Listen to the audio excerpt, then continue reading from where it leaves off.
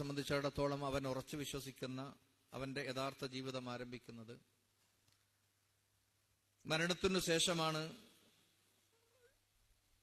എന്നതുകൊണ്ട് തന്നെ ആ ജീവിതത്തിന് വേണ്ടി വിജയിക്കാൻ ആവശ്യമായിട്ടുള്ള കർമ്മങ്ങൾ അനുഷ്ഠിക്കേണ്ടത് ഏറ്റവും ചുരുങ്ങിയ ഈ ദുനിയാവിലെ ആയുസ്സിനിടയിലാണ് എന്ന കാര്യവും നമുക്കൊക്കെ അറിയാം.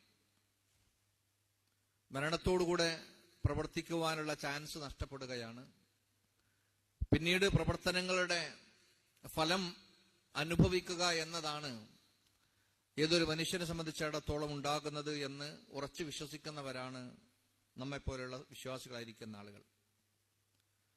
എന്ന പ്രവാചകൻ സല്ലല്ലാഹു അലൈഹി വസല്ലം തങ്ങള് അല്ലാഹു സുബ്ഹാനഹു വ തആലയുടെ വലിയ കാരുണ്യത്തോടുകൂടെ ഈ ഉമ്മത്തിന് റബ്ബ് കനിഞ്ഞരുളിയിരിക്കുന്ന വലിയ ഫളല് എന്ന് പറയുന്നത് മരണത്തിനു ശേഷവും അവൻ ഉദ്ദേശിക്കുകയാണെങ്കിൽ ഒരുപാട് ഉപകാരം ലഭിക്കാൻ കഴിയുന്ന മാർഗങ്ങളുണ്ട്. ദുനിയാവിൽ അതിന് മുന്നൊരുക്കം നടത്തണം എന്ന് മാത്രമാണ്. എന്നാൽ ആമുഖമായി ഞാൻ നിങ്ങളെ ഓതിക്കേൾപ്പിച്ച പരിശുദ്ധ ഖുർആന്റെ വചനം ഒരുപക്ഷെ മിക്ക ആളുകൾക്കും പരിചയമുള്ളതായിരിക്കാം. സൂറത്തു യാസീന്റെ വചനമാണ്. അല്ലാഹു സുബ്ഹാനഹു വ തആല പറയാണ്, ഇന്നാ നഹ്നു നുഹ്യിൽ മൗത, തീർച്ചയായും നാം മരിച്ചവർക്ക് വേണ്ടി അല്ലെങ്കിൽ ജീവിച്ചിരിക്കുന്ന ആളുകളുടെയും എല്ലാത്തിന്റെയും കാര്യങ്ങൾ നക്തുബു, നാം അത് എഴുതി വെക്കുന്നുണ്ട്. മാ ഖദ്ദമു, അവർ മുൻകൂട്ടി ചെയ്തിരിക്കുന്ന പരലോകത്തിന് വേണ്ടി അല്ലെങ്കിൽ ദുനിയാവിൽ ചെയ്ത പ്രവർത്തനങ്ങളൊക്കെ നാം അത് എഴുതി വെക്കുന്നുണ്ട് എന്ന് പറഞ്ഞതിന് ശേഷം അല്ലാഹ് പറയാണ് വആസാറഹും, അതുപോലെ തന്നെ വനക്തുബു മാ ആസാറഹും, അവരുടെ പ്രവർത്തനത്തിന്റെ തിക്തഫലങ്ങളും അതിനെ തുടർച്ച എന്നോണവും നാം എഴുതി വെക്കുന്നുണ്ട് എന്നാണ്. അനന്തര ഫലങ്ങൾ കൂടെ നാം രേഖപ്പെടുത്തി വെക്കുന്നുണ്ട്. മഹാന്മാരായിരിക്കുന്ന മുഫസ്സിരീങ്ങൾ വിശദീകരിക്കുന്നത്, ദുനിയാവിൽ വെച്ച് ചെയ്ത ചില കർമ്മങ്ങളുടെ അനന്തര ഫലങ്ങൾ മരണത്തിനു ശേഷവും അവന്റെ നന്മയായി റബ്ബ് സുബ്ഹാനഹു വ തആല എഴുതി വെക്കുന്നുണ്ട് എന്നാണ്. കുല്ല ശൈഇൻ അഹ്സൈനാഹു ഫീ ഇമാമിൻ മുബീൻ, വ്യക്തമായിരിക്കുന്ന ഒരു രേഖയിൽ ഇവയെല്ലാം തന്നെ രേഖപ്പെടുത്തി വെച്ചിട്ടുണ്ട് എന്ന് കൂടെ റബ്ബ് സുബ്ഹാനഹു വ തആല പറയാണ്. പ്രവാചകൻ സല്ലല്ലാഹു അലൈഹി വസല്ലം ഒരിക്കൽ പറയുകയുണ്ടായി, ഇദാ മാതൽ ഇൻസാൻ, ഏതൊരു മനുഷ്യനും മരണപ്പെട്ടു കഴിഞ്ഞാൽ ഇൻഖതഅ അൻഹു അമലുഹു, അവന്റെ സകലമാന പ്രവർത്തനങ്ങളും അതോടുകൂടെ നിലച്ചു പോവുകയാണ്, മുറിഞ്ഞു പോവുകയാണ്. ഇല്ലാ മിൻ സലാസിൻ, 3 കാര്യങ്ങൾ ഒഴികെ എന്നാണ്. ഇനി പറയപ്പെടുന്ന ഈ 3 കാര്യങ്ങൾ മരണത്തിനു ശേഷവും ഗുണം ലഭിക്കുമെന്നാണ്. അതല്ലാത്ത സകലമാന പ്രവർത്തനങ്ങളും മുറിഞ്ഞു പോകും. നിസ്കരിക്കാൻ അവനെ കൊണ്ട് കഴിയില്ല, നോമ്പനുഷ്ഠിക്കാൻ കഴിയില്ല, അതുപോലെ തന്നെ ദിക്റുകളും ദുആകളും മറ്റു കാര്യങ്ങളും ഒന്നും ആ മരണപ്പെട്ട വ്യക്തിയെ സംബന്ധിച്ചിടത്തോളം ഒന്നും ചെയ്യാൻ കഴിയില്ല. അവന്റെ കർമ്മങ്ങളെല്ലാം തന്നെ അറ്റുപോയിരിക്കുകയാണ്. എന്നാൽ പ്രവാചകൻ സല്ലല്ലാഹു അലൈഹി വസല്ലം പറഞ്ഞു, 3 കാര്യങ്ങൾ ഒരു മനുഷ്യന്റെ മരണത്തിനു ശേഷവും അവന് പ്രതിഫലം ലഭിച്ചുകൊണ്ടേയിരിക്കുമെന്നാണ്. എന്നിട്ട് പ്രവാചകൻ എണ്ണുകയുണ്ടായി, സ്വദഖത്തിൻ ജാരിയ, ഒന്ന് നിലനിൽക്കുന്ന സ്വദഖയാണ്, ധർമ്മമാണ്. രണ്ടാമത്തെ ഔ ഇൽമി യുൻതഫഉ ബിഹി, ഉപകാരമെടുത്തിരിക്കുന്ന അറിവുകളാണ്. ഔ വലദിൻ സ്വാലിഹിൻ യദ്ഉ ലഹു, അതുപോലെ തന്നെ തനിക്ക് വേണ്ടി ആ മരണപ്പെട്ട വ്യക്തിക്ക് വേണ്ടി പ്രാർത്ഥിക്കുന്ന നല്ലവരായ മക്കളുടെ പ്രാർത്ഥന, അതും അവർ ഉപകരിക്കുമെന്നാണ്. മറ്റൊക്കെ പ്രവാചകൻ സല്ലല്ലാഹു അലൈഹി വസല്ലം പറയുകയുണ്ടായി, ഇന്ന മിമ്മാ യൽഹഖുൽ മുഅ്മിന മിൻ അമലിഹി വഹസനാതി, തീർച്ചയായും ഒരു വിശ്വാസിയെ സംബന്ധിച്ചിടത്തോളം അവന്റെ പ്രവർത്തനങ്ങളിൽ നിന്നും നന്മയിൽ നിന്നും അവന് എത്തിച്ചേരുന്നതാണ് ബഅദ മൗതി, അവന്റെ മരണത്തിനു ശേഷവും ചില നന്മകള് അവനിലേക്ക് എത്തിച്ചേരുന്നതാണ് എന്ന് പറഞ്ഞുകൊണ്ട് പ്രവാചകൻ സല്ലല്ലാഹു അലൈഹി വസല്ലം 7 കാര്യങ്ങൾ എണ്ണുകയുണ്ടായി. ഇൽമൻ അല്ലമഹു വനശറ, അവൻ പഠിച്ച് പ്രാവർത്തികമാക്കി പ്രചരിപ്പിച്ചിരിക്കുന്ന അവന്റെ അറിവുകള്. വലദൻ സ്വാലിഹൻ തറകഹു, അവന്റെ മരണത്തിനു ശേഷവും ഈ ദുനിയാവിൽ അവന്റെ അനന്തരമായി വിട്ടുപോയിരിക്കുന്ന നല്ല സന്താനങ്ങൾ. വമുസ്ഹഫൻ വറസഹു, അതുപോലെ തന്നെ മറ്റു ആളുകൾക്ക് ഒരു വറസത്തായി അനന്തരമായി നൽകിയിരിക്കുന്ന മുസ്ഹഫുകൾ, ഖുർആനുകൾ. ഔ മസ്ജിദൻ ബനാഹു, അല്ലെങ്കിൽ അവൻ നിർമ്മിച്ചിരിക്കുന്ന പള്ളികൾ. ഔ ബൈതൻ ലിബ്നി സബീലി ബനാഹു, വഴിയാത്രക്കാരനായിരിക്കുന്ന ആളുകൾക്ക് ഉപകാരപ്പെടുന്ന രൂപത്തിലുള്ള ഭവനങ്ങൾ. ഔ നഹ്റൻ അജ്റാഹു, അല്ലെങ്കിൽ ജനങ്ങൾക്ക് ഉപകാരപ്പെടുന്ന വെള്ളത്തിന്റെ സ്രോതസ്സുകൾ. വസദഖതൻ അഖറജഹാ മിൻ മാലിഹി ഫീ സിഹ്ഹതിഹി വഹയാതിഹി, അവന്റെ ജീവിച്ചിരിക്കുന്ന സമയത്ത് അവൻ ചെയ്തിരിക്കുന്ന അവന്റെ നല്ല സ്വത്തിൽ നിന്ന് ഉപകരിച്ചിരിക്കുന്ന സ്വതക്കകളും ഇതെല്ലാം തന്നെ അവൻ ഉപകരിക്കും എന്ന് പ്രവാചകൻ സ്വല്ലല്ലാഹു അലൈഹി വസല്ലം പറഞ്ഞിട്ടുണ്ട്. പ്രിയപ്പെട്ടവരെ, മരണമെന്ന യാഥാർത്ഥ്യം നമുക്കെല്ലാവരും ഉൾക്കൊള്ളുന്നതാണ് എന്നതുകൊണ്ട് തന്നെ അതിനുശേഷം നമുക്ക് ഉപകാരപ്പെടുന്ന ഇത്തരം കാര്യങ്ങളിൽ ഏതെങ്കിലും ചിലത് ചെയ്തു വെച്ചുകൊണ്ടായിരിക്കണം ഈ ദുനിയാവിൽ നിന്നും നമ്മൾ വിട പറഞ്ഞു പോകേണ്ടത്. അതിൽ പറഞ്ഞിരിക്കുന്ന ഒന്നാമത്തെ കാര്യം എന്ന് പറയുന്നത് സ്വദഖത്തുൻ ജാരിയ എന്നാണ്. പ്രിയപ്പെട്ടവരെ, നാം ഒരുപാട് കാര്യങ്ങൾക്ക് വേണ്ടി അള്ളാഹുവിന്റെ വജ്ഹ് ഉദ്ദേശിച്ചുകൊണ്ട് തന്നെ ഇഖ്ലാസോടുകൂടി ധർമ്മങ്ങൾ ചെയ്യുന്നവരാണ്. ആ ധർമ്മങ്ങൾക്കെല്ലാം, ആ സ്വദഖകൾക്കെല്ലാം തന്നെ വമ്പിച്ച പ്രതിഫലമുണ്ട്. റബ്ബ് സുബ്ഹാനഹു വ തആലയുടെ മാർഗത്തിൽ ആരെങ്കിലും ഒരു ചെറിയ കാരക്കയുടെ ചീളെങ്കിലും ധർമ്മം ചെയ്യുകയാണെങ്കിൽ റബ്ബ് സുബ്ഹാനഹു വ തആല തന്റെ വലം കൈകൾ കൊണ്ട് അത് സ്വീകരിക്കുകയും മനുഷ്യരിൽ സാധാരണ ആടുകളെയോ ഒട്ടകങ്ങളെയോ ഒക്കെ വളർത്തി പെരുപ്പിക്കുന്നത് പോലെ ഒരു താഴ്വര നിറയുന്ന രൂപത്തിലേക്ക് ഒന്ന് ചിന്തിക്കാൻ പോലും നമുക്കാവാത്ത അത്രയും വലിയ പ്രതിഫലം റബ്ബ് സുബ്ഹാനഹു വ തആല നൽകുമെന്നാണ്. പക്ഷെ ആ പ്രതിഫലം ആ ഒരു സദഖ നിർവഹിക്കുന്നതോടുകൂടെ പൂർത്തീകരിക്കപ്പെടുകയാണ്. എത്രയാണോ റബ്ബ് നിശ്ചയിച്ചിട്ടുള്ളത് അത് രേഖപ്പെടുത്തപ്പെട്ടു. എന്നാൽ അതേ ധർമ്മം തന്നെ ജാരിയായിരിക്കുന്ന ഒരു ധർമ്മമാക്കി മാറ്റാൻ കഴിഞ്ഞാൽ പിന്നീട് അത് വീണ്ടും പരിപോഷിപ്പിക്കപ്പെട്ടുകൊണ്ടേയിരിക്കുമെന്നർത്ഥം. ജാരിയായ സ്വതക്ക എന്ന് പറഞ്ഞാൽ അതുകൊണ്ട് അർത്ഥമാക്കുന്നത് നാം ചെയ്തിരിക്കുന്ന ആ ധർമ്മത്തിന്റെ ഗുണഫലങ്ങൾ നിരന്തരമായി തുടർന്നുകൊണ്ടേയിരിക്കുന്നു എന്നാണ്. മഹാന്മാരായിരിക്കുന്നു ഉലമാക്കൾ അതിനെ വിശദീകരിക്കുന്നുണ്ട്. അഥവാ ഒരാൾ ഒരു പള്ളി നിർമ്മിച്ചു നൽകിയെന്ന് വിചാരിക്കുക. പള്ളി നിർമ്മിച്ചു നൽകുകയാണെങ്കിൽ പള്ളിക്ക് വേണ്ടി 10 രൂപ ഒരു സംഭാവന കൊടുക്കുകയാണെങ്കിൽ അതിന് വലിയ പ്രതിഫലമുണ്ട്. എന്നാൽ ഒരു മനുഷ്യൻ പള്ളി നിർമ്മിച്ചു നൽകുകയാണെങ്കിൽ ആ പള്ളി നിലനിൽക്കുന്നിടത്തോളം കാലം വിശ്വാസികളായിരിക്കുന്ന ആളുകൾ അതിൽ ആ നിസ്കാരങ്ങളും അതുപോലെയുള്ള മറ്റുള്ള നല്ല സൽക്കർമ്മങ്ങൾക്ക് വേണ്ടി ഉപയോഗിച്ചു കൊണ്ടിരിക്കുന്നിടത്തോളം കാലം അവന്റെ മരണത്തിനു ശേഷവും അത് പ്രതിഫലം കിട്ടിക്കൊണ്ടേയിരിക്കുമെന്നാണ്. 7 കാര്യങ്ങൾ എണ്ണിയ കൂട്ടത്തില് സ്വതക്കൻ ജാരിയൽപ്പെടുന്ന പല കാര്യങ്ങളും ആ കൂട്ടത്തിൽ എണ്ണിയിട്ടുണ്ട്. ഒന്ന് നോക്ക് നിങ്ങൾ, ഒരു കേവലമാകുന്ന മുസാഫ്, പള്ളിയിൽ ഏതെങ്കിലും മുസാഫ് എടുത്തിട്ട് ആർക്കെങ്കിലും കൊടുക്കുന്നതല്ല. ചില ആളുകൾക്ക് വലിയൊരു സ്വതക്കായിട്ട് തോന്നാറുള്ളതാണത്. ആരെങ്കിലും ഒരു ഖുർആൻ ഉണ്ടോ എന്ന് ചോദിച്ചു വന്നാല് പള്ളിക്കാരോ സംഭാവന ചെയ്തിരിക്കുന്ന ഒരു ഖുർആൻ എടുത്തിട്ട് വേറെ ആൾക്കാണ് കൊടുക്കും. അത് ചെയ്യാൻ പാടില്ലാത്ത കാര്യമാണ്. കാരണം പള്ളിക്കൊരാള് കൊടുത്തിരിക്കുന്ന ഒരു സംഭാവന ജാരിയായി സ്വതക്കായി കൊടുത്തിരിക്കുന്ന വേറെ കൊടുക്കാൻ പറ്റൂല. വഖഫായി കൊടുത്തിരിക്കുന്നതൊന്നും കൈമാറ്റം ചെയ്യാൻ പറ്റൂല. ഓക്കെ, ഇവിടെ പറയുന്നത് നമ്മൾ സമ്പാദിച്ച സമ്പാദ്യത്തിൽ നിന്ന് നാം വാങ്ങി ഏതെങ്കിലും ഒരാൾക്ക് ഒരു ഖുർആൻ കൊടുക്കുകയാണെങ്കിൽ, അല്ലെങ്കിൽ പള്ളിയിലേക്ക് വേണ്ടി ഒരു ഖുർആൻ കൊടുക്കുകയാണെങ്കിൽ നമ്മുടെ മരണത്തിനു ശേഷം ആ പരിശുദ്ധ ഖുർആൻ എടുത്തുകൊണ്ട് ഉപകാരത്തോടുകൂടെ അത് ഖിറാഅത്ത് നടത്തുന്ന കാലമത്രയും നമുക്ക് അതിന്റെ പ്രതിഫലം കിട്ടുമെന്നാണ്. നിസ്സാരമായി കരുതപ്പെടുന്ന ഒരു കാര്യമല്ലത്. ഒരു ഖുർആൻ മദ്രസയിൽ പഠിക്കുന്ന ഒരു കുട്ടിക്ക് ഒരു ഖുർആൻ കൊടുക്കുന്നു, അല്ലെങ്കിൽ ഒരു വീട്ടിലേക്ക് പലപ്പോഴും നമ്മൾ ഹദിയകൾ ബന്ധുക്കാരായിരിക്കുന്ന ആളുകൾക്കും ഫ്രണ്ട്സുകൾക്കൊക്കെ നൽകാറുണ്ട്. ആ സമയത്ത് ഖുർആൻ പാരായണം ചെയ്യുന്ന ഒരു വ്യക്തിക്ക് നമ്മുടെ വകയായി പരിശുദ്ധ ഖുർആൻ കൊടുക്കുകയാണെങ്കിൽ അയാൾ ഉപയോഗിച്ചു കൊണ്ടിരിക്കുന്ന കാലമത്രയും അതിന്റെ പ്രതിഫലം കിട്ടിക്കൊണ്ടിരിക്കുന്നതാണ്. അതേ രൂപത്തിൽ എണ്ണിയിരിക്കുന്ന മറ്റൊരു കാര്യമാണ് വഴിയാത്രക്കാരന് വിശ്രമിക്കാൻ പറ്റിയിരിക്കുന്ന ഒരു കേന്ദ്രം ഉണ്ടായി കൊടുക്കുക. വലിയ വലിയ പ്രതിഫലമുള്ള കാര്യമാണ്. പ്രവാചകൻ സ്വല്ലല്ലാഹു അലൈഹി വസല്ലം തങ്ങൾ ഈ ഗണത്തിലാണ് വഖഫിനൊക്കെ ഉൾപ്പെടുത്തിയിരിക്കുന്നത്. പലപ്പോഴും നമ്മൾക്ക് വഖഫ് സ്വത്തുമായി ബന്ധപ്പെട്ടുകൊണ്ട് വിവാദമുണ്ടാകുമ്പോൾ മാത്രം ആലോചിക്കാൻ, പക്ഷെ നമുക്കും ചെയ്യാൻ പറ്റിയ കാര്യമാണ്. പണ്ട് കാലത്തൊക്കെ വ്യാപകമായി മുസ്ലിം സമൂഹത്തിൽ നിലനിന്നിരുന്നൊരു അവസ്ഥയായിരുന്നു. ഒരു പറമ്പുണ്ടെങ്കിൽ, ഒരു 10 തെങ്ങുകളുണ്ടെങ്കിൽ അതിൽ ഒരു തെങ്ങിനെ കുറിച്ച് വാപ്പ പറയും ഈ തെങ്ങ് പള്ളിക്കുള്ളതാണ്, അതിന്റെ ഫലങ്ങൾ, അതിന്റെ കായ്കൾ പള്ളിക്ക് കൊടുക്കണം. ആ മരണത്തിനു ശേഷം അത് തന്നെ അതേ രൂപത്തിൽ തന്നെയാണ്. ഇതേ രൂപത്തിൽ എന്തെല്ലാം തന്നെ സ്വതക്കയാക്കുന്നുണ്ടോ ആ രൂപത്തിലുള്ള സ്വതക്കകൾക്കെല്ലാം തന്നെ നമുക്ക് ജാരിയായിരിക്കുന്ന സ്വതക്ക എന്ന് പറയാം. മഹാനായിരിക്കുന്ന ഉമർ റളിയല്ലാഹു തആല അൻഹു ഖൈബർ യുദ്ധാനന്തരം അദ്ദേഹത്തിന് ഖൈബറിൽ നിന്ന് നല്ലൊരു ഭൂമി വിശ്വാസികളായിരിക്കുന്ന ആളുകൾക്ക് എല്ലാവർക്കും പതിച്ചു നൽകിയതുപോലെ അദ്ദേഹത്തിന് നൽകുകയുണ്ടായി. വിശാലമായിരിക്കുന്ന ഒരു ഭൂമി അദ്ദേഹത്തിന് ഒരു സ്വത്തായി ലഭിക്കുകയുണ്ടായി. പ്രവാചകൻ സല്ലല്ലാഹു അലൈഹി വസല്ലമയെ സമീപിച്ചുകൊണ്ട് അദ്ദേഹം ചോദിക്കേണ്ട, പ്രവാചകരെ, എനിക്ക് ഖൈബറിൽ നിന്ന് ലഭിച്ചിരിക്കുന്ന ഈ ഭൂമി മാത്രമാണ് എനിക്ക് സമ്പാദ്യമായിട്ടുള്ളത്, വേറെ ഭൂമിയൊന്നുമില്ല, ഞാൻ താമസിക്കുന്ന വീടല്ലാതെ. ഇത് ഞാൻ അള്ളാഹുവിന്റെ മാർഗത്തിൽ ധർമ്മം ചെയ്യാൻ ഉദ്ദേശിക്കുന്നു, എന്താ നിങ്ങളുടെ അഭിപ്രായം?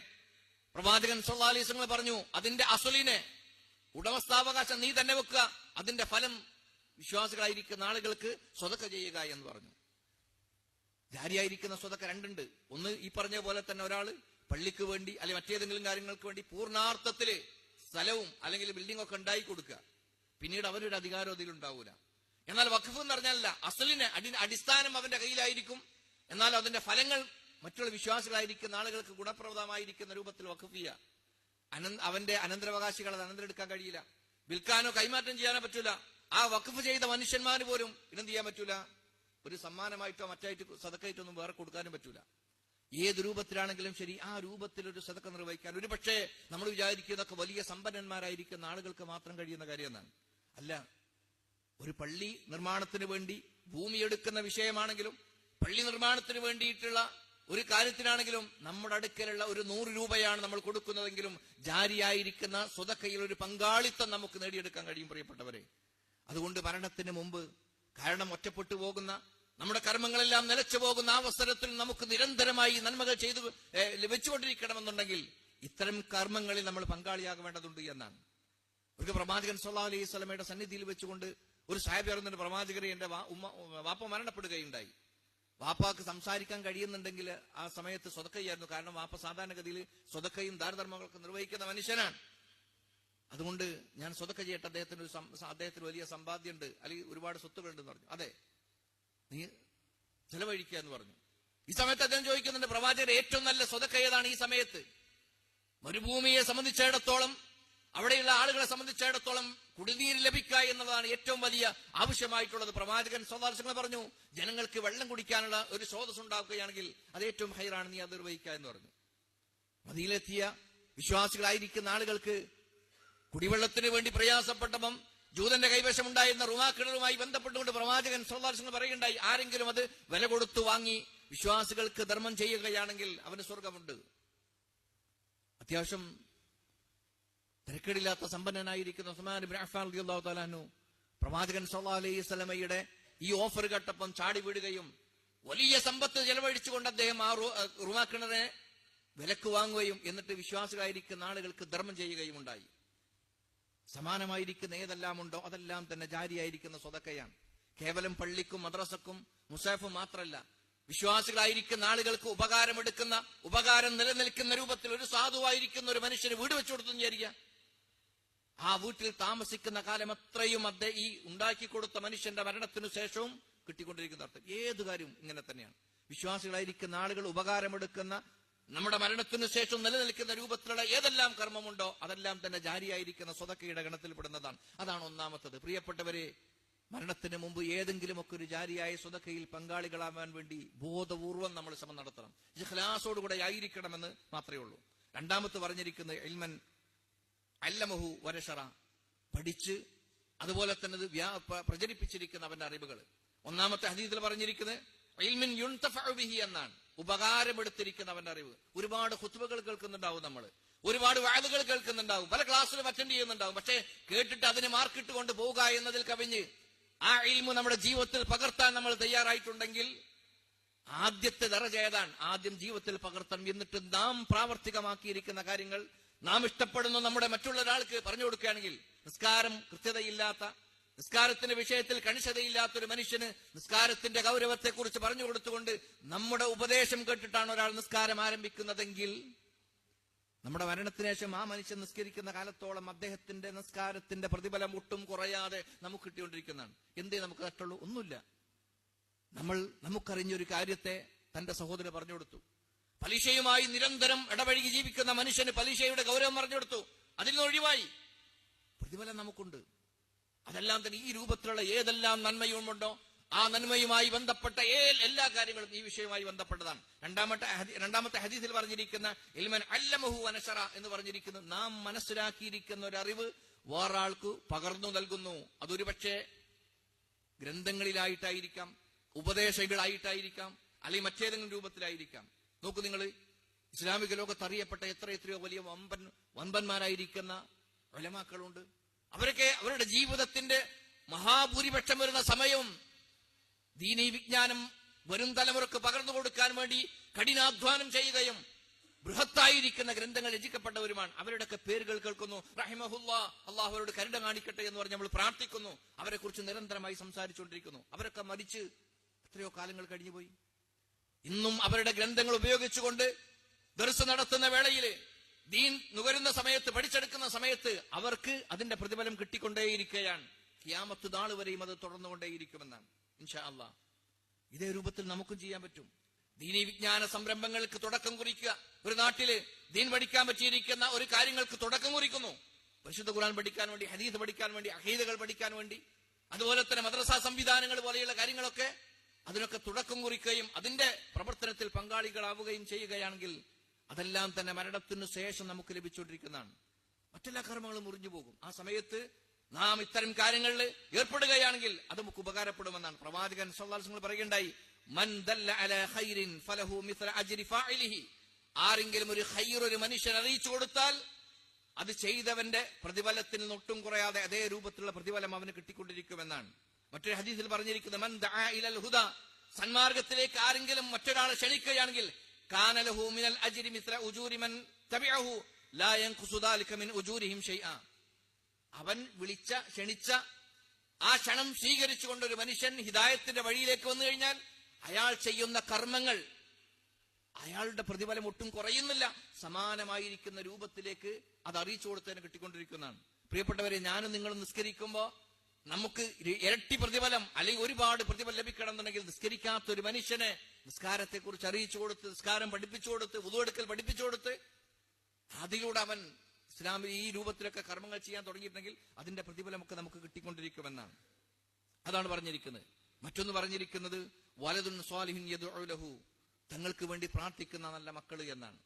ഒരുപക്ഷെ പ്രിയപ്പെട്ടവരെ, ഞാനും നിങ്ങളുമൊക്കെ നമ്മുടെ മാതാപിതാക്കളോ ഉപ്പാപ്പമാരോ ഉമ്മാമ്മമാരോ മരണപ്പെട്ടു കഴിഞ്ഞാൽ ആത്മാർത്ഥമായും കരഞ്ഞുകൊണ്ടൊരു പക്ഷേ നാം അവർക്ക് വേണ്ടി പ്രാർത്ഥിക്കും. പക്ഷേ ആ പ്രാർത്ഥന അവർക്ക് ലഭിക്കുമോ? അവിടെ നമ്മൾ ആലോചിക്കേണ്ടതുണ്ട്. മക്കളുടെ പ്രാർത്ഥന എന്നല്ല പ്രവാചകൻ സല്ലല്ലാഹു അലൈഹി വസല്ലം പറഞ്ഞിരിക്കുന്നത്. മക്കളുടെ പ്രാർത്ഥന മരണത്തിന് ശേഷം കിട്ടുന്നല്ല, വലതുൻ സ്വാലിഹുൻ, നല്ലവരായിരിക്കുന്ന മക്കളുടെ പ്രാർത്ഥന എന്നാണ്. നല്ലവരായിരിക്കുന്ന മക്കളുടെ പ്രാർത്ഥനയായിരിക്കും കിട്ടുക. അല്ലാതെ മക്കൾ പ്രാർത്ഥിച്ചു എന്നുള്ളതുകൊണ്ടൊന്നും വാപ്പാക്കോ ഉമ്മാക്കോ ഉപകാരം കിട്ടൂല. എന്റെയും നിങ്ങളുടെയും മരണത്തിനു ശേഷം നമ്മുടെ മക്കളുടെ പ്രാർത്ഥന നമുക്ക് ലഭിക്കണമെന്നുണ്ടെങ്കിൽ നമ്മുടെ മക്കൾ സ്വാലിഹായിരിക്കണം. സ്വാലിഹ് എന്ന് പറഞ്ഞാൽ ശരിയായിരിക്കുന്ന വിശ്വാസം ഉൾക്കൊണ്ടുകൊണ്ട് നിർബന്ധമായിരിക്കുന്ന കർമ്മങ്ങൾ അനുഷ്ഠിച്ച് അള്ളാഹുവിനെ ഭയപ്പെട്ടുകൊണ്ട് സൂക്ഷ്മതയോടുകൂടി ജീവിക്കുന്ന മനുഷ്യനെയാണ് സ്വാലിഹ് എന്ന് പറയുന്നത്. ആ അത്തരം മക്കൾ നമുക്കുണ്ടാകണം, എങ്കിലേ നമുക്ക് ഉപകാരപ്പെടുള്ളൂ. ഒരുപാട് മക്കളുണ്ടാകാം, ഒരുപക്ഷെ സാമ്പത്തികമായി ഉയർന്ന ദർജയിൽ നിൽക്കുന്നവരായിരിക്കാം, എന്താവശ്യമുണ്ടെങ്കിലും നിറവേറ്റി തരാൻ പറ്റിയ രൂപത്തിലുള്ള മക്കളുണ്ടാകാം. പക്ഷേ വാപ്പയുടെ മയ്യത്തിന്റെ ബാക്കിൽ നിന്നുകൊണ്ട് ആത്മാർത്ഥമായും അല്ലാഹു മഗ്ഫിർ ലഹു വറഹംഹു എന്ന് പറഞ്ഞുകൊണ്ട് പ്രാർത്ഥിക്കാൻ പറ്റിയ പ്രാർത്ഥന അറിയാവുന്ന മക്കൾ പോലും ഇല്ല. മക്കളെ കുറിച്ച് ആലോചിക്കുന്നത്, നമ്മളെ കുറിച്ച് അത് ആലോചിച്ച് നോക്ക് നിങ്ങൾ. നമ്മുടെയൊക്കെ മാതാപിതാക്കൾ മരണപ്പെടുകയാണെങ്കിൽ ആത്മാർത്ഥമായും ആ മയ്യത്തിസ്കാരത്തിലെ പ്രാർത്ഥനകൾ നമുക്കറിയോ? നമ്മൾ മരണപ്പെട്ടാൽ നമ്മുടെ മക്കൾക്ക് അത് അറിയോ? ഇന്ന് പലപ്പോഴും ദീനി വിദ്യാഭ്യാസ രംഗത്തും പരിപൂർണമായും നമ്മൾ പിൻവലിഞ്ഞുകൊണ്ടേയിരിക്കുകയാണ്.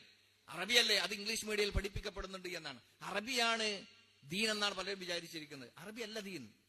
ദീൻ വേറെയും അറബി വേറെയും. അറബി ഒരു ഭാഷയാണ്. ദീൻ എന്ന് പറയുന്നത് അങ്ങനെയല്ല. ദീൻ എന്ന് പറയുന്നത് നമ്മുടെ ആദർശം ഉൾക്കൊണ്ട ഒരു മനുഷ്യനെ സംബന്ധിച്ചിടത്തോളം അവന്റെ ജയപരാജയങ്ങൾ ആത്യന്തികമായി തീരുമാനിക്കപ്പെടുന്ന വിഷയമാണ് ദീൻ എന്ന് പറയുന്നത്. അതിൽ ഉസൂലുകളുടെ അടിസ്ഥാനപരമായിരിക്കുന്ന വിശ്വാസങ്ങളും കർമ്മങ്ങളും ഉണ്ട്, ഫുറുകളുണ്ട്. അതിൽ അടിസ്ഥാനപരമായിരിക്കുന്ന കാര്യങ്ങളെങ്കിലും പഠിച്ചവരായിരിക്കണം നമ്മളും നമ്മുടെ മക്കളും. ആണെന്ന് ഉറപ്പിച്ചു പറയാൻ കഴിയോ? ഉണ്ടെങ്കിൽ നമുക്ക് സമാധാനിക്കാൻ നമ്മുടെ മരണത്തിനു ശേഷം നമ്മുടെ മക്കളുടെ പ്രാർത്ഥന ഉണ്ടാകുമെന്നാണ് പ്രവാചകൻ സല്ലല്ലാഹു അലൈഹി വസല്ലം പറഞ്ഞിട്ട് കാണാൻ സാധിക്കും. സ്വർഗത്തിൽ വെച്ച് പോലും സ്വർഗത്തിൽ റബ്ബ് സുബ്ഹാനഹു വ തആല പ്രവേശനം ലഭിച്ച ഒരു മനുഷ്യന് ദർജകൾ ഏറ്റിക്കൊടുത്തുകൊണ്ടിരിക്കും. ഈ സമയത്ത് ആ മനുഷ്യൻ ചോദിക്കും, അല്ലാഹു ഇതെന്ത് പറ്റി? ഇന്നല്ലാഹു അസ്സ വജല്ല ലാ യർഫഉ ദറജ ലിഅബ്ദി സ്വാലിഹി ഫിൽ ജന്ന. സ്വാലിഹായിരിക്കുന്ന ഒരു മനുഷ്യന്റെ ദർജ സ്വർഗത്തിൽ വെച്ചുകൊണ്ട് റബ്ബ് സുബ്ഹാനഹു വ തആല അങ്ങനെ ഏറ്റിക്കൊടുക്കും. ഫയഖൂലു യാ റബ്ബി അന്ന ലി ഹാദാ. റബ്ബ് ഇതെന്താണ് ഇങ്ങനെ ഒരു പരിപാടി?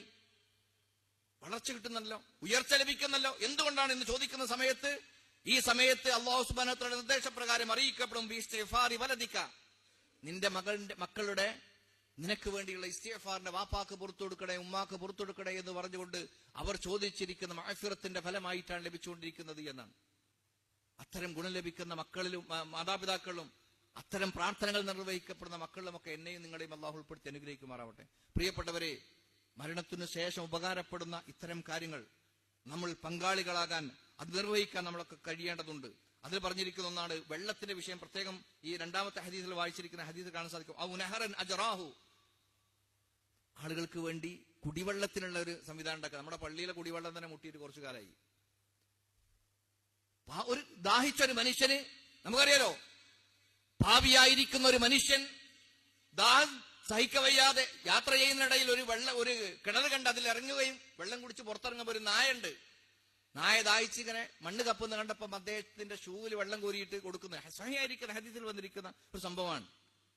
ആ ഒരൊറ്റ പ്രവർത്തനങ്ങൾ കൊണ്ട് മാത്രം അയാളുടെ മുൻകാലത്തുള്ള പാപങ്ങൾ പൊറുക്കപ്പെട്ടിട്ടുണ്ട് എങ്കിൽ ആ വിഷയത്തിൽ നമ്മളെ സംബന്ധിച്ചിടത്തോളം അയൽവാസികൾക്ക് പോലും സ്വന്തം വീട്ടിലെ കുടിവെള്ളം പോലും അല്ലെങ്കിൽ കിണറിലെ വെള്ളം പോലും തടയപ്പെടുന്നവനായി വലിയ മുസ്ലിമായി ജീവിക്കുന്ന ആളുകളായി നമ്മുടെയൊക്കെ സമൂഹം മാറിയിരിക്കുകയാണ്. അവിടെയാണ് പൊതുജനങ്ങൾക്ക് വേണ്ടി നമുക്കറിയാം, അറബ് നാടുകളിലൊക്കെ നമ്മൾ ശ്രദ്ധിച്ചാൽ അറിയാം, ഓരോ വീടിന്റെയും മതിലില് കുടിവെള്ളത്തിന് വേണ്ടിയിട്ടുള്ള ഒരു ടാപ്പ് ഇങ്ങനെ സംവിധാനിച്ചിട്ടുണ്ടാകും. കാരണം പ്രവാചകന്റെ ഹദീസിന്റെ ഗൗരവം അവർക്ക് മനസ്സിലായിട്ടുണ്ട്. നമ്മൾ എങ്ങനെ മുടക്കാൻ പറ്റുമെന്നതിനെ കുറിച്ച് ആലോചിക്കുന്നത് അല്ലെ. ഏതാണെങ്കിലും അത്തരം കാര്യങ്ങളൊക്കെ പ്രിയപ്പെട്ടവരെ നമ്മൾ ശ്രദ്ധിക്കേണ്ടതുണ്ട്. കാരണം ഏത് സമയത്തും എല്ലാം കഴിഞ്ഞു, നമ്മൾ മരണപ്പെടുന്നതോടുകൂടി കോടിക്കണക്കിന് വരുന്ന ആസ്തി നമുക്കുണ്ടെങ്കിലും അതെല്ലാം നമ്മുടേതല്ലാതായി മാറാണ്. ശ്വാസം നിലക്കുന്നതോടുകൂടി നമ്മുടേതല്ല, നമ്മുടെ മക്കളുടേതാണ്. അവരെന്തിനുപയോഗിക്കുന്നു? ഒരുപക്ഷെ നന്മക്ക് ഉപയോഗിച്ചേക്കാം, അല്ലെങ്കിൽ തിന്മക്ക് ഉപയോഗിച്ചേക്കാം. രണ്ടാണെങ്കിൽ നമുക്ക് ഉപകാരം കിട്ടണമെന്നുണ്ടെങ്കിൽ ഈ ജീവിച്ചിരിക്കുന്ന കാലത്ത് ആത്മാർത്ഥമായും ഇങ്ങനെ ഒരു മരണം വരാനുണ്ട്. ഒറ്റപ്പെട്ടു പോകുന്ന ഒരു ഖബർ ജീവിതമുണ്ട്. ഞാൻ സമ്പാദിച്ച സമ്പാദ്യം എനിക്ക് ആ രൂപത്തിൽ ഖബറിലേക്ക് വന്നുകൊണ്ടിരിക്കണം എന്നുള്ള ചിന്തയോടുകൂടെ ആ രൂപത്തിൽ വസിയത്തുകളായി സ്വതക്കളായി നിർവഹിക്കാൻ നമ്മളെ കൊണ്ട് കഴിയണം. റബ്ബ് സുബ്ഹാനഹു വ തആല വിശ്വാസികളായിരിക്കുന്ന ഇത്തരം ആളുകളുടെ കൂട്ടത്തിൽ നമ്മളെ ഉൾപ്പെടുത്തി അനുഗ്രഹിക്കുമാറാവട്ടെ.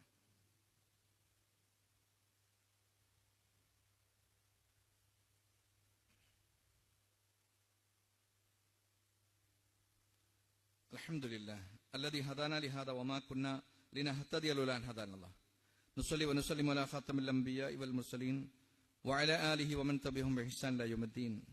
ഇത്തഖുല്ലാഹ്. അല്ലാഹുവിനെ സൂക്ഷിച്ച് ജീവിക്കണമെന്ന് ഒരിക്കൽ കൂടി ഓർമ്മപ്പെടുത്തുകയാണ്, വസിയത്ത് ചെയ്യുകയാണ്. പ്രിയപ്പെട്ടവരെ, സൂചിപ്പിച്ചു വന്ന കാര്യം വളരെ വ്യക്തമാണ് എന്ന് ഞാൻ മനസ്സിലാക്കുന്നു. കാര്യങ്ങൾ നിങ്ങൾക്കും ബോധ്യമായിട്ടുണ്ടാകുമെന്ന് വിചാരിക്കട്ടെ. അഥവാ മരണത്തിനു ശേഷം ഒരു മനുഷ്യനെ സംബന്ധിച്ചിടത്തോളം ഒന്നും പരലോകത്തിനു വേണ്ടി അധ്വാനിക്കാൻ കഴിയാത്ത നിസ്സഹായമായിരിക്കുന്ന ഒരവസ്ഥയായിരിക്കും ഏതൊരു മനുഷ്യനുണ്ടാവുക. അവിടങ്ങളിൽ നമുക്ക് വീണ്ടും ഉപകാരം ലഭിക്കാൻ പറ്റുന്ന ഒരുപാട് അവസരങ്ങളുണ്ട് എന്ന് പ്രവാചകൻ സല്ലല്ലാഹു അലൈഹി വസല്ലം പഠിപ്പിച്ചിട്ടുണ്ട്. അതിൽപ്പെട്ട ഏറ്റവും പ്രധാനപ്പെട്ടിരിക്കുന്ന ഒരു സാഹചര്യമാണ് സ്വതക്കത്തുൻ ജാരിയ, നിലനിൽക്കുന്ന ഒരു സ്വതക്ക നിർവഹിക്കുക എന്നുള്ളത്. ജീവിതത്തിൽ കരുതിക്കൂട്ടി തന്നെ പ്രിയപ്പെട്ടവരെ, ഇതുവരെ നമ്മൾ പങ്കാളികളായിട്ടില്ലെങ്കിൽ ഒരുപാട് ആളുകൾ നമ്മൾ സഹായിച്ചിട്ടുണ്ടാവും. രോഗിക്ക് വേണ്ടി നമ്മൾ സമ്പത്ത് കൊടുത്തിട്ടുണ്ടാവും. പാവപ്പെട്ട മനുഷ്യന്മാർക്ക് അവരുടെ പട്ടിണി മാറ്റാനും ദുരിതങ്ങൾ തീർക്കാനും ഒക്കെ വേണ്ടി നമ്മൾ സമ്പത്ത് ചെലവഴിച്ചിട്ടുണ്ടാവും. അതിനൊക്കെ വമ്പിച്ച പ്രതിഫലമുണ്ട്. നമ്മൾ കണക്കൂട്ടുന്നതിനേക്കാളും വലിയ പ്രതിഫലമുണ്ട്. എന്നാൽ ഈ പറയപ്പെട്ടതുപോലെ നമ്മുടെ മരണത്തിനു ശേഷവും ഗുണമെടുക്കാൻ പറ്റുന്ന രൂപത്തിലുള്ള പള്ളിയെപ്പോലെ, മദ്രസയെപ്പോലെ, അതുപോലെ തന്നെ മറ്റുള്ള രൂപത്തിലുള്ള ഒരാൾക്ക് വീട് വെച്ചു കൊടുക്കുന്നത് പോലെയുള്ള കാര്യങ്ങൾ, എന്തിനേറെ പ്രവാചകൻ സല്ലല്ലാഹു അലൈഹി വസല്ലം പറഞ്ഞു, ഒരു മരം നടുകയാണെങ്കിൽ, ചില ഹദീസിലുള്ളതാണ്, ഒരു മരം നടുന്നു, നമ്മൾ നടുന്ന സമയത്തൊക്കെ അത് കായ്ക്കണമെങ്കിൽ എത്ര കാലം കഴിയണമെന്ന് വിചാരിക്കുക നമ്മൾ.